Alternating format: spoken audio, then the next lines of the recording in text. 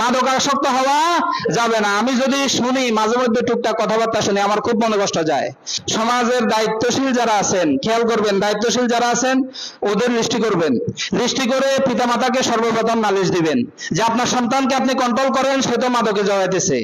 পিতামাতা যদি কন্ট্রোল করতে না পারে, আপনারা বড় ভাইরা দায়িত্বশীলরা আছেন, তাকে নিয়ে বসবেন, তাকে হেদায়েত দিবেন, সুন্দর ভাষায় বিকল্প ব্যবস্থা করে দিবেন, পড়াশোনার ব্যবস্থা করে দিবেন, কাজে লাগাইয়া দিবেন। বেকার হলে কাজে লাগাইয়া দিবেন। সরকার রাখছে কারিগরি প্রশিক্ষণ কেন্দ্র, কেন রাখছে?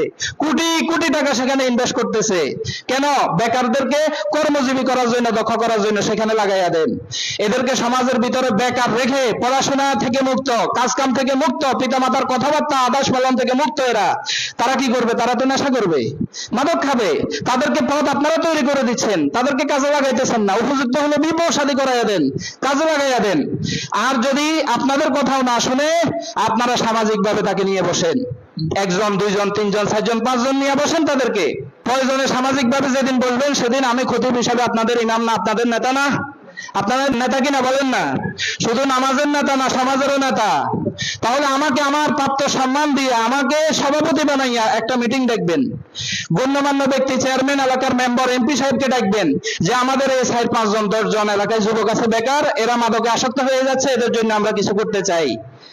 কাজেরও বিকল্প ব্যবস্থা করে দিবেন এবং তাদেরকে শাসাইয়া দিবেন ভালোভাবে যে তোমরা মাদকে জড়াবা না, তোমাদের জন্য নিষিদ্ধ। এরপরে না হলে আমাকে সহযোগিতা নেবেন, আমি তাদের নামগুলো এখানে ঘোষণা করব।